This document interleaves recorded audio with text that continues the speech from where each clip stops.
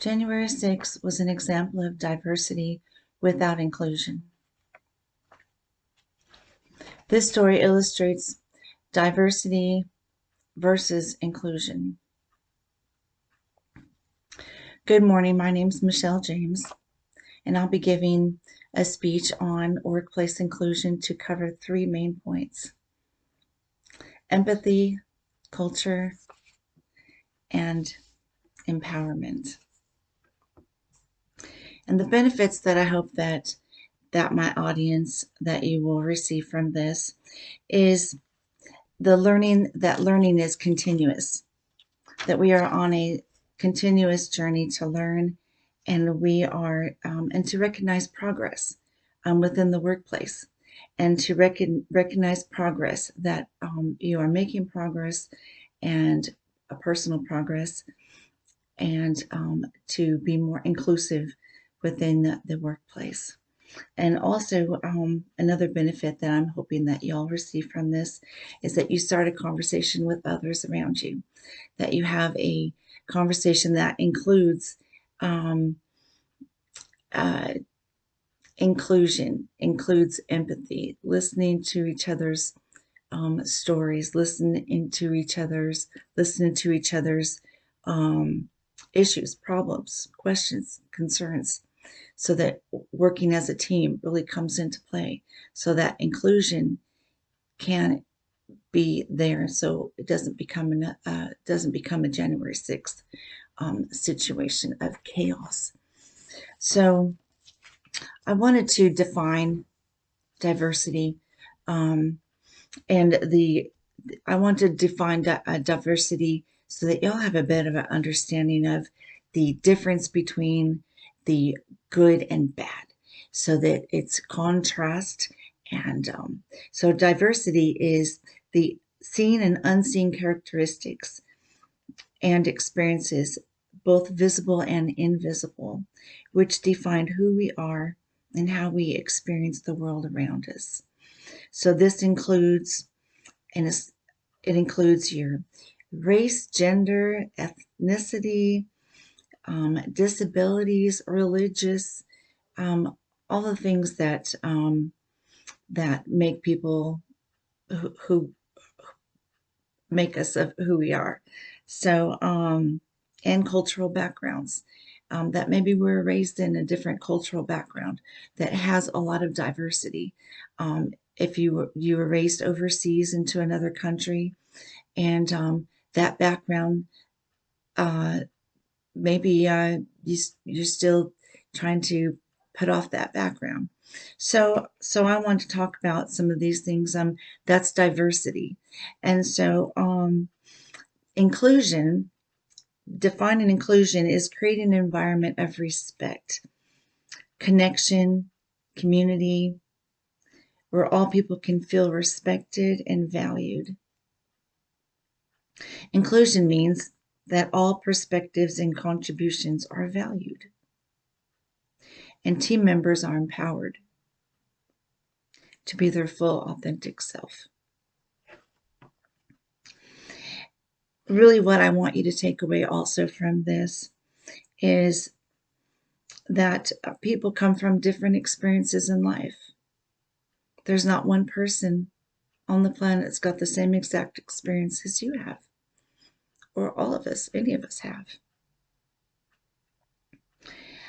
Without an inclusive environment, you do not have a working environment. Plain and simple. And if you do not have a working environment, you won't have an environment that is welcoming.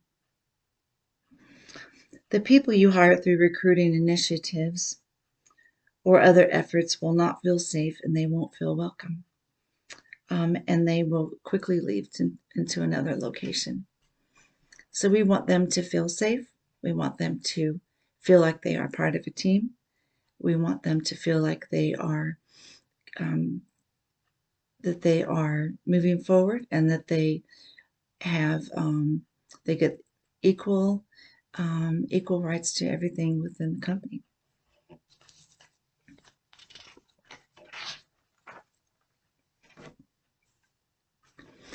My three main points that I'm making is empathy, culture, and empowerment. Empathy is not a checklist, but it's a continuous exercise in empathy. So when we're talking about empathy, we're talking about approaching another person, not as a checklist experience, or that we're making sure that we check them off the list, but instead that we are connecting with them empathetically, and that we want them to feel like they are, that we want them to know that they're part of the company and that they're part of the team. And so, and that we don't start giving them, um, start labeling them. And so we've got to continuously exercise empathy towards other people, which is listening to them and hearing what they're saying and what their feedback is. And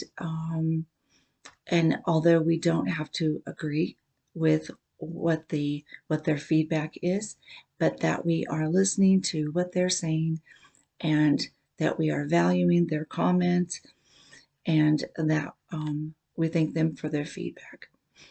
So let's always have empathy with others. The second point is culture.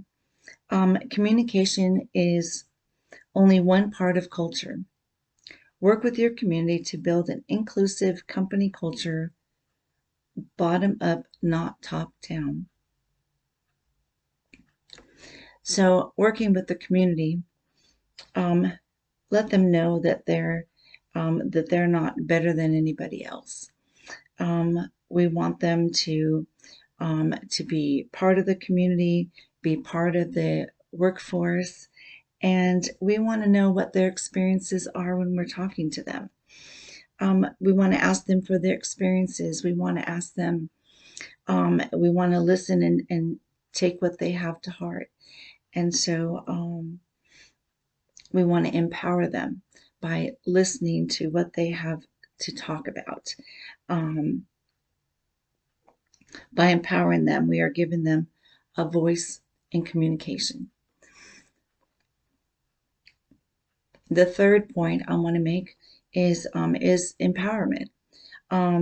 It provides tools for inclusion and showcase role model behavior. So leaders are role models, whether they want to be or not. Leaders are role models, and we have to exercise and become role models too.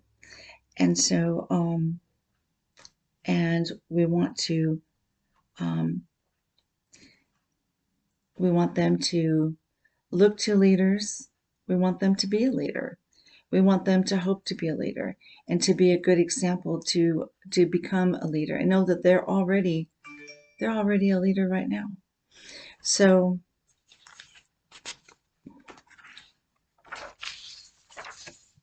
so in my final thoughts, um, in my final thoughts, um, I'd like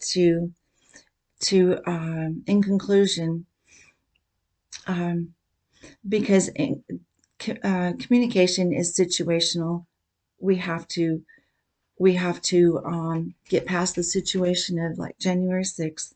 We have to get past the situation, and we have to continue on the course of our working environment and our inclusive working environment without having delays, hiccups, and issues with diversity.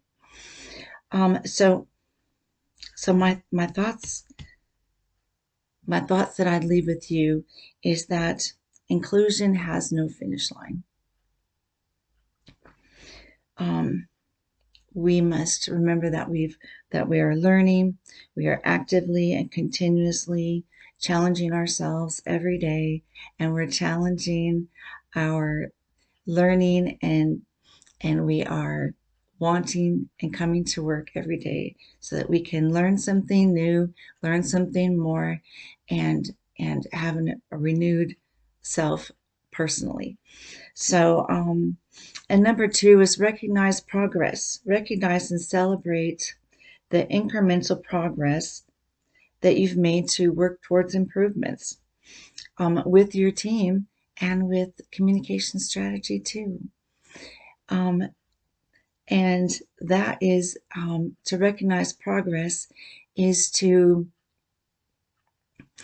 remember where you were a year ago, where you were 4 years ago.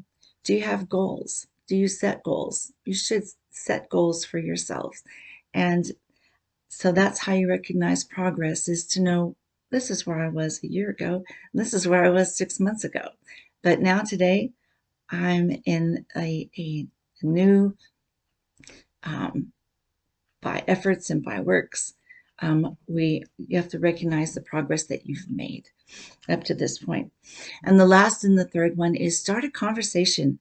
Ask for feedback from other employees on how inclusive your communication really and actually is. Listen and believe their experiences and take the feedback to heart to make improvements. In conclusion, learning from between diversity and inclusion, let's work to get past the diversity and stay on course and on path with inclusion and follow these guidelines. And I know that you and I will make you will make a great success, and you will find great progress in your personal goals for you and your family. Thank you for watching.